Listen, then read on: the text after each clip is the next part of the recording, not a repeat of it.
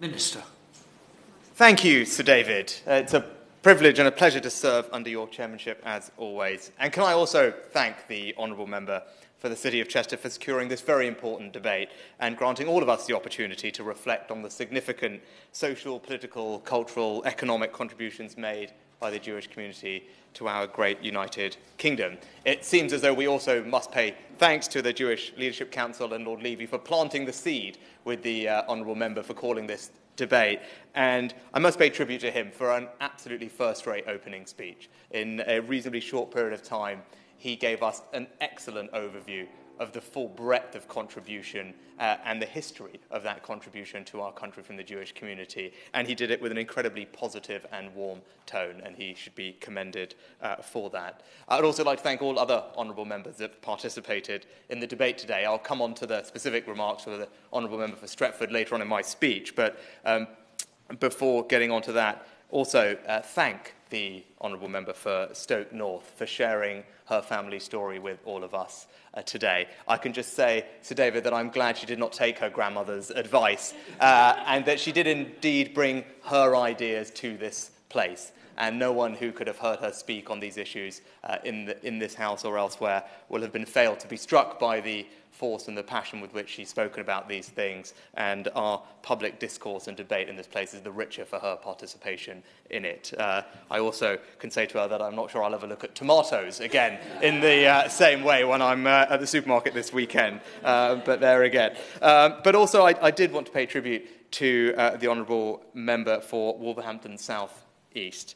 I was struck by his speech. I thought it was intelligent, thoughtful, and powerful. I think he spoke with incredible, not just bravery, but with clarity and force. And I think it was an absolutely excellent speech, and I thank him for bringing that contribution I noted without any notes, as far as I could tell, to this place today. And I will be looking forward to rereading those remarks later on, because I did think they had enormous force and clarity to them.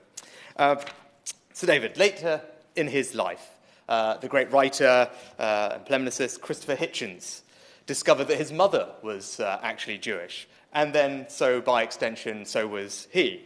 And when he told his oldest friend, Martin Amis, about this, Amis replied, "You know, I find I'm jealous." And how else could he feel when the Jewish people have one of the most enviable records of achievement of any demographic group in the United Kingdom's history? Despite only forming ever a small percentage of our population, British Jews have shone in almost every field.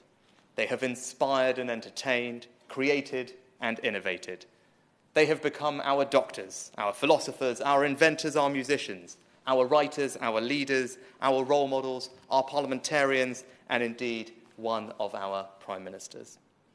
It is only right that we celebrate the great achievements of the Jewish community, whose contributions have truly shaped our nation's journey and identity. But before we do that, Sir David, and a couple of honourable members, and including the member for Wolverhampton South East, did refer to ongoing incidents of prejudice, abuse, and discrimination. It is, of course, deeply disappointing that this is an issue that still arises in our society, and where it occurs, it should be tackled unflinchingly. To those who face these displays of bigotry, they should know that the British government and everybody in this room stands with them and supports them. But moving on, I'm always struck by the phenomenally strong community spirit shown by the Jewish community here in Britain. He absolutely won't thank me for saying it, and he did not insert it into my speech, but my private secretary sitting a couple of rows behind me is a shining example of this, when I can glean from him what he's been up to on the occasion that he shares with me his weekend's activity. But this is indeed a community where social action is at the heart. As I learned, where the very word for charity in Hebrew is derived from the Hebrew word for justice. The biggest Jewish charity, the Jewish Care, is one of the 100 largest charities in the UK.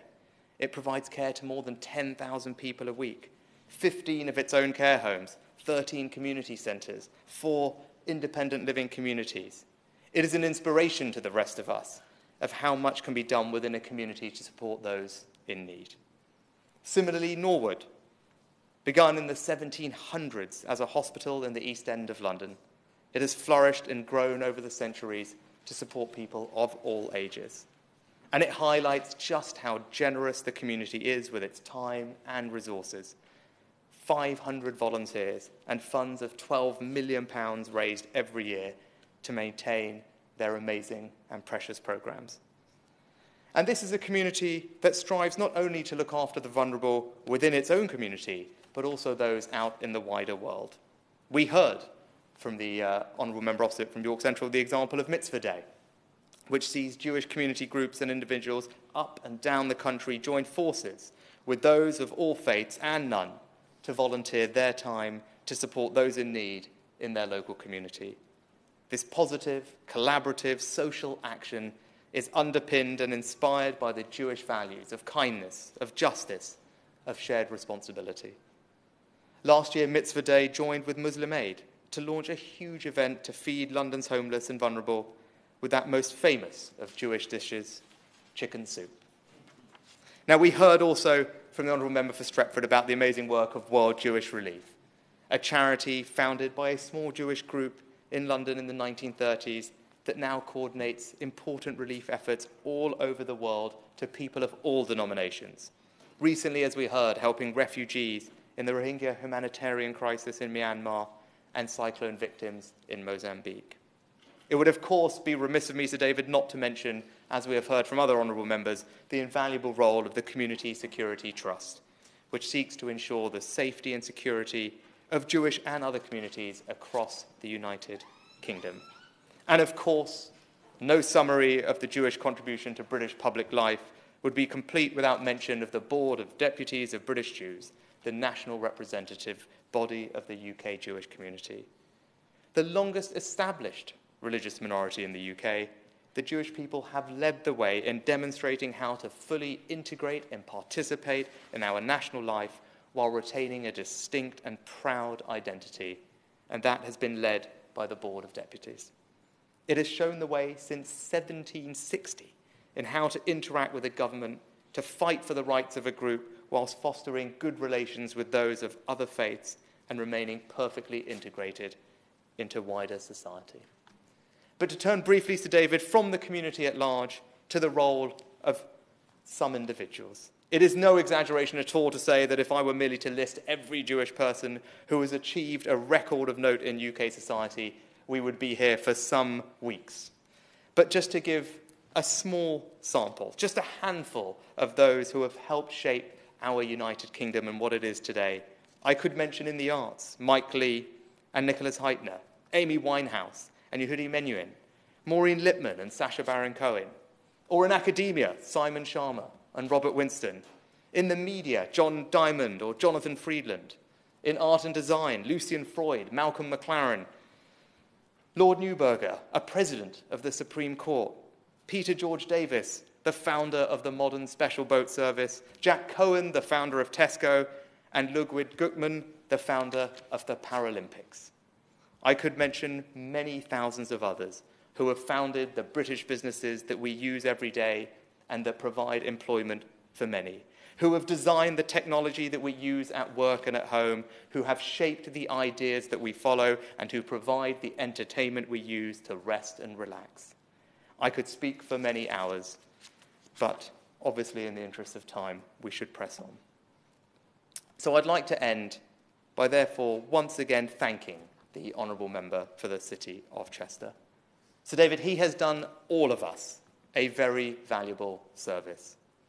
He has brought us together here today to recognise, to celebrate, and to be grateful for the invaluable contribution made by the Jewish community to the United Kingdom.